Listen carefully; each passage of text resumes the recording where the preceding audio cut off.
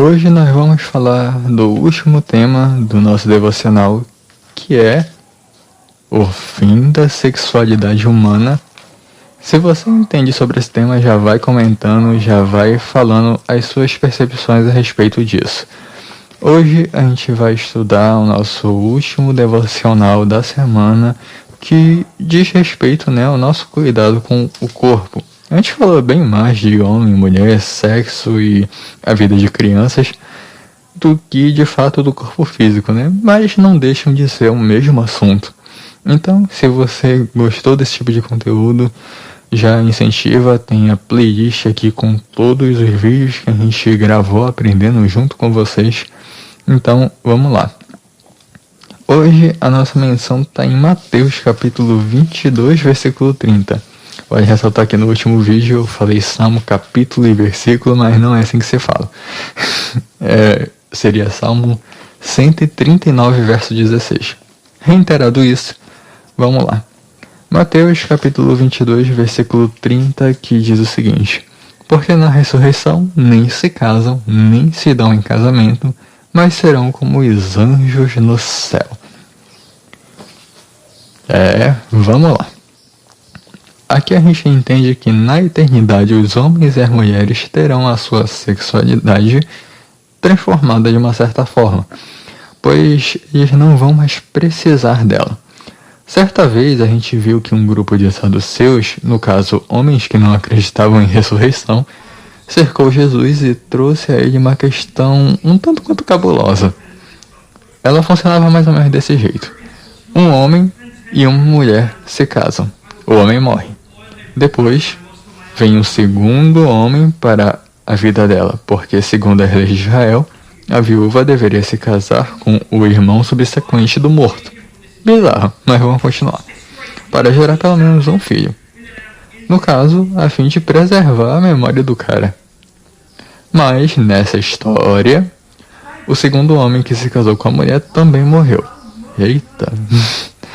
Como também os irmãos dele, que se somaram ao todo em 7 homens. Ou seja, morreu um, casou com outro, morreu um, casou com outro, morreu um, casou com outro. Meu Deus, essa mulher deveria estar cansada. Enfim, por fim a mulher também morre. Óbvio. De quem ela seria esposa na eternidade? É uma pergunta interessante, Afinal de contas, a gente sabe que casamento é um laço e depois da nossa vida terrena começa uma outra vida e os laços, teoricamente, deveriam se manter, pois são laços formados na alma. Sim, o sexo ele forma laços na nossa alma. Mas isso é um assunto um tanto quanto complexo e eu não vou falar porque eu não tenho domínio sobre ele. Enfim, vamos continuar. Essa história servia para tentar deixar Jesus em uma situação desconcertante. Mas ele respondeu de uma forma que ninguém esperava. Então, qual foi a resposta? Bom, a gente vai ver agora. Ele respondeu que eles erravam não conhecendo as Escrituras e nem o poder de Deus, pois na eternidade todos vão ser como os anjos, que não se casam e nem se dão em casamento.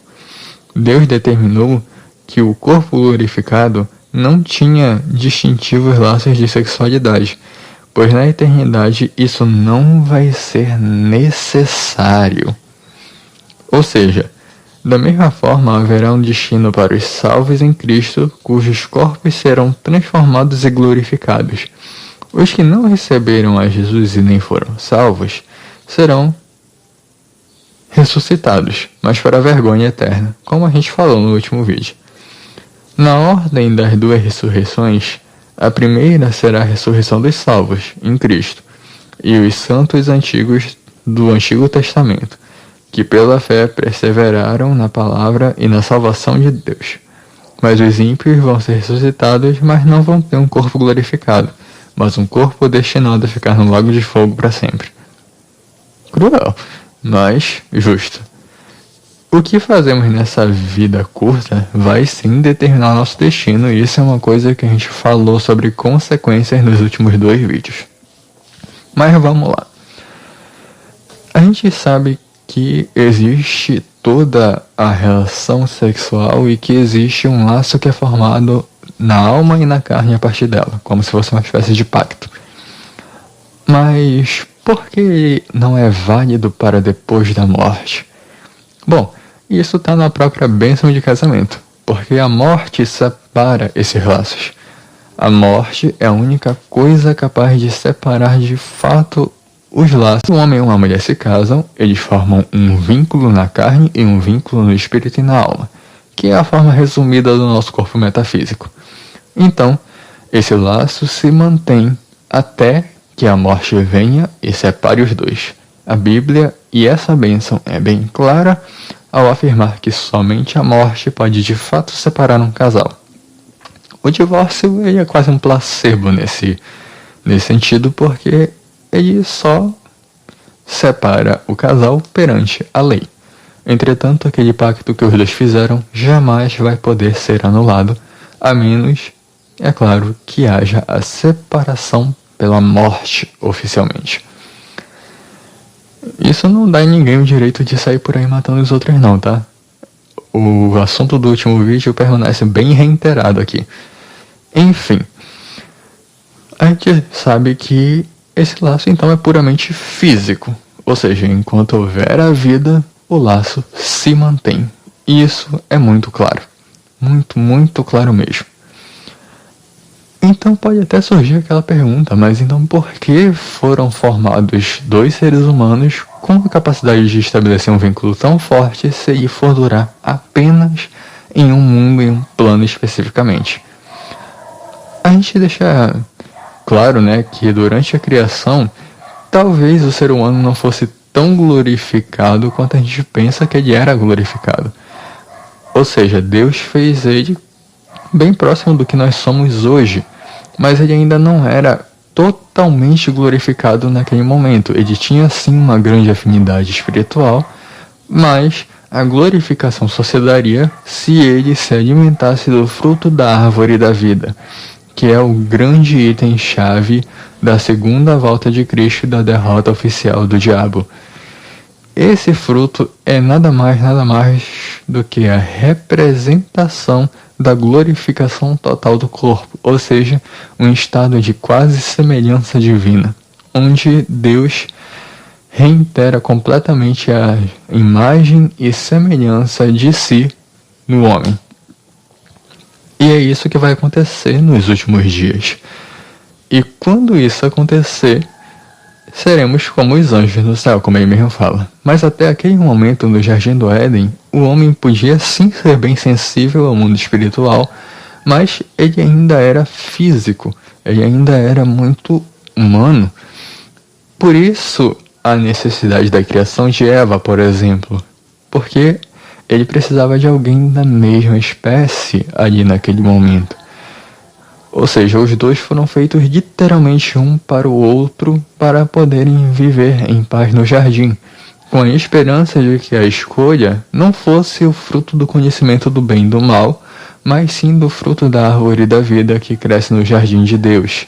Se o ser humano fosse totalmente glorificado desde o início, o estrago do pecado teria sido muito maior e irreversível.